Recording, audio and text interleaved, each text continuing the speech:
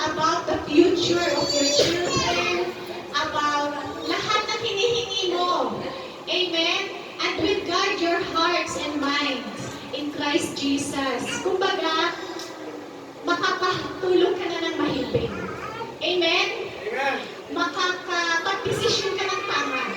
Because the peace of God nasa iyo. Yun yung magbabantay ng puso at isipan mo. Amen? Amen. Hallelujah. So, things to do when you pray. Punta tayo sa Matthew 14:23. Hallelujah. Basahin natin ito. The way how Jesus prayed. Magpapanggit lang ako ng tatlo, things to do when you pray. Magpaiksi na lang ito. Amen? So like Jesus, sabi niya dito, and when He had sent the multitudes away, dito sa aking binasa, sabi niya dito, after He had dismissed them, yan, multitudes away, sent the multitudes away. Napansin niyo? Pinaalis niya. Meron siyang ginawa. Sending away or siya mismo umalis. He went up into a mountain apart to pray. And when the evening was come, he was there alone. Unang-una mong gagawin, dismiss them. Meaning, may iiwanan ka. Iiwanan mo yung labada mo. Iiwanan mo yung hugasin mo. Lahat ng mga gawaing bahay, iiwanan mo muna yan. To spend time. Punta ka sa mountainside. Ano ba itong mountainside na ito? It is your secret place.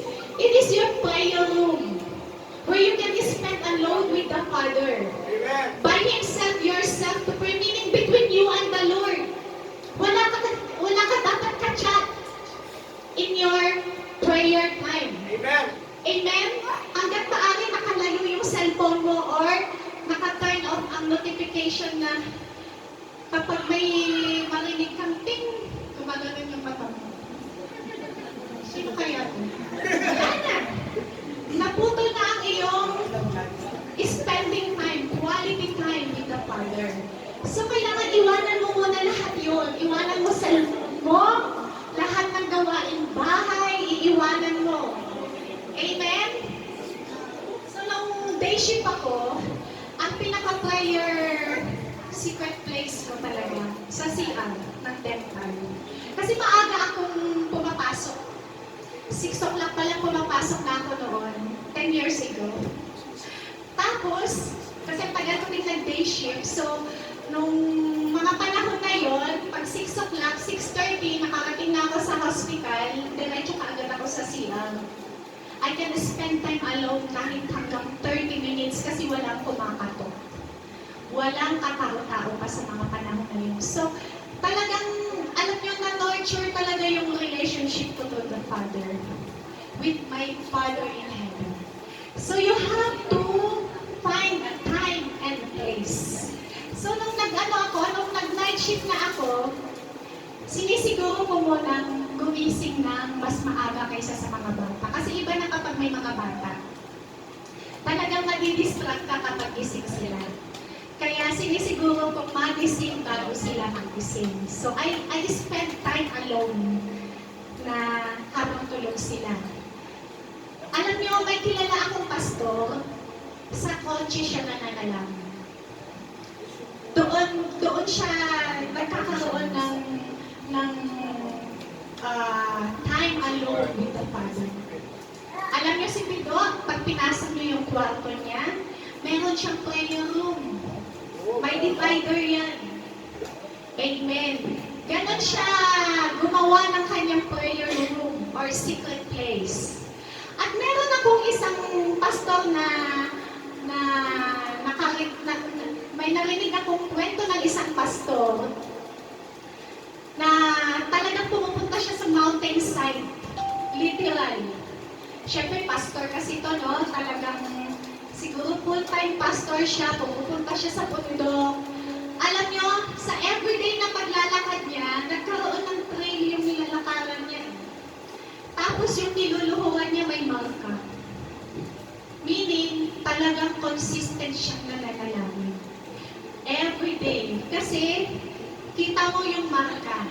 So, kamusta naman ikaw? Paano ka nag-spend time with the Father? Amen?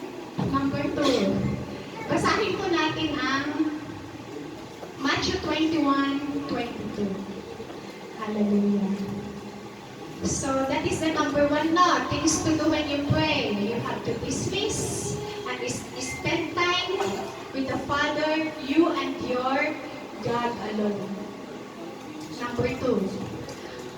Basahin natin. And all things, whosoever ye shall ask in prayer, believing, ye shall receive. Ang ganda ng sinabi ng Bible. Ng Lord dito, sabi niya, if you believe, you will receive whatever you ask for in prayer. If you believe, meaning, una ka na unang maniwala na may Diyos. Amen? Pag nagpipray ka, alam mo dapat na may living God kakausap. Amen. Amen. Meron tayong Diyos na buhay na kinakausap at maniwala ka sa Kanya na tumutugon siya. Amen. Yun, paniwalaan pa natin yun. Amen. Kasi kung hindi tayo maniniwala, ano pang silbi ng prayer natin? Kaya dapat una, maniwala ka talaga. Believe. Tapos sabi pa dito, you will receive whatever you ask for in prayer. Ang ganda ng sinabi. Amen. Whatever you ask for in prayer. Praise God. Hallelujah. Lord, gusto ko ng mag-asawa. I pray, bigyan mo ako ng asawa. Yung godly husband. Godly wife. Amen. Basta in line sa will ng Panginoon, whatever you say for in prayer, you will receive it by your faith. Amen. Amen. Lord, gusto ko ng bahay. Kasi pag uwi ko, may uuwi man ako sa Pilipinas. Para pag nag-for good ako, may uuwi man. Whatever you say for in prayer, just believe that you will receive. Amen. Lord, gusto ko ng bigger car. Kasi lumalaki ang self-look ko. Gusto ko magdala ng maraming kaluluwa sa church. It will be done. Alam ko kung kanino yung puso na yan. Amen. I prayed also like that before and God granted it in His own time. Dumating ang Fortuner. Dati, Hyundai Accent lang kami. 3 lang ang naisasakay ngayon, 6 na hanggang 7. Ganon tumugon ang ating Panginoon. Masakay. Bakit may mga dala-dala pa ako mga ano dito? Mga props? Mga prayer requests. Amen. Bibigyan ko lang kayo ng example na ang Diyos talaga tumutugon ng ating mga panalangin. Ako kasi, mahilig akong magsunod. Sinusulat ko kapag sinisipag ako. Then one time, babalikan ko. Tapos, nasagot na to ah. I-check ko siya, may date pa. Amen. Ito no, humingi ako ng asawa March 21, 2007. Hindi ko pa siya nakikita. Lord, gusto ko ng mag-asawa. Mahirap mag-isa dito sa Jeddah. So, humingi ako ng asawa, Lord, I want a man of God who loves God more than me. Yun ang number 1 ko sa listahan. Actually, 1 to 21 to. Ganon ako maglista. Specific. Lord, gusto ko ng asawa may ministry. Pakita niyo naman sa kanya, di ba? Answered prayer ako, Lord, gusto ko ng lalaking may sense of humor. Sa kanya, di ba?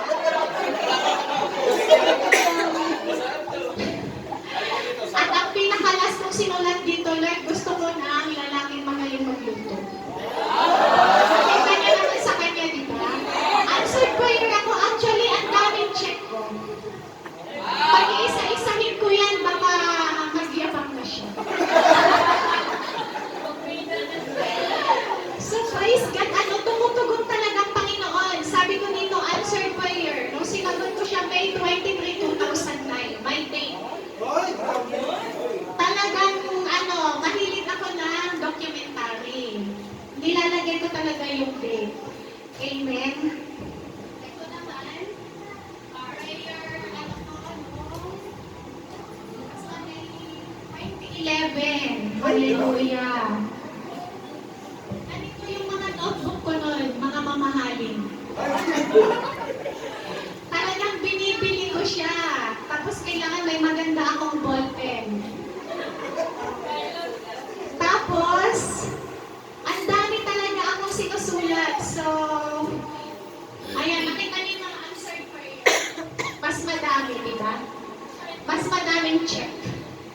kopya. Ang kopya talaga. So, ang Lord, tumutugon siya. Ang Lord, tumutugon. Maniwala lang kayo and be prayerful. Amen. Hindi siya tumatanggi sa mga panalangin naka-inline sa will niya. Amen. Sabi ko pa dito, July 17, my prayer items, 2010. Sabi ko dito, babysitter of my baby, answered prayer. Last January, Barutia family. Sila ang sagot ng aking panalangin. Noong naghahanap ako ng babysitter kay Sam, kasi si Sam difficult baby. Iyak siya ng iyak. Kulang na lang ihagis sa bintana. Her Ang princess. daming may na-high blood sa pag-aalaga sa kanya. May iniwanan kami sa kanya 7 o'clock. Basta bago ako mag-duty, 7 o'clock, 10 o'clock pa lang tumatawag pa siya. Kasi gusto niya na akong pauwiin. Ganon niya sinusoli si Sam, but yet I was still answered prayer to Nanay Julie and Papa Bobby. Praise Call for God. Jerry, July 2010 ako humingi, dumating ang Hyundai Accent, October 31, 2011. After 1 year. So walang imposible sa Lord. Amen. Kahit a year kang mag-antay, walang imposible. Tapos hindi lang pansarili ang pinagpipray ko. Andito yung mga ibang prayer list ko na healthy pregnancy for Ate Jen. Tapos Jeremiah was born last March to Ate Bless's pregnancy. Yet hindi siya nag-pregnant but God given them a son. Amen. Adoption. Na talagang nais nilang magkaroon ng anak. Tapos, mentorship for my spiritual children. Ang dami kong pinabanggit dito. Tapos, spiritual good for my brother and my hipag. Kasi, si brother ko lang ang Christian. So, praise God, nahila niya yung kanyang asawa. So, it was an answered prayer. O, kita niya, ang daming check ulit. Ganun po ako mag-record. Kaya, walang imposible sa ito yung pinaka-latest kong note. 2018. Pinag-pray din kita laman ka dito. Sabi ko dito, January 25, 2018. Melodies is food processing of her campaign or sponsor. Best job salary for Melody. And it was an answered prayer. Now she is working as a kasi dati, yaya lang po yan. Yaya Melody. Ngayon, she is a nurse. Talaga yung Pero yaya na pinagpala yan. Nag-tour yan ng walang binayad. Nag-tour yan sa Switzerland, sa Europe. Sa Paris. Ang walang inastos. Sa Italy. Yaya na sosyalin yan. Amen, yayamanin talaga. So pinag-pray ko din dito yung availability ng ating life group, sila Ate Bella, Ate Glo, Ate Che, kasi hindi mo makita noon ng Friday. Na hindi sila mag-stay. Ngayon, kulang na lang dito na sila matulog. So praise God, talagang tumutugon ang ating Panginoon. So may mga prayers pa ako dito na hindi pa na-check. Still, I am working patiently. Amen. Amen. Pa-answered lahat to. Like yung aking 12 disciples and my future 144. Talagang pinagpipray ko yan. Kung hindi lang umalis kasi yung mga iba, kumpleto na sana. May hugot. So praise God, ang ating Panginoon tumutugon talaga. Ayan, bigger car for transpo. Sabi ko pa dito, it's only possible to walk in a raffle. Kasi walang pambili. And praise God, dumating si Fortuner. Amen. Ayan Ate Maribig, restoration. Restoration sa kanyang relationship to you. To the Father. November 2018. Kasi si Ate Maribig. Don't say bad words.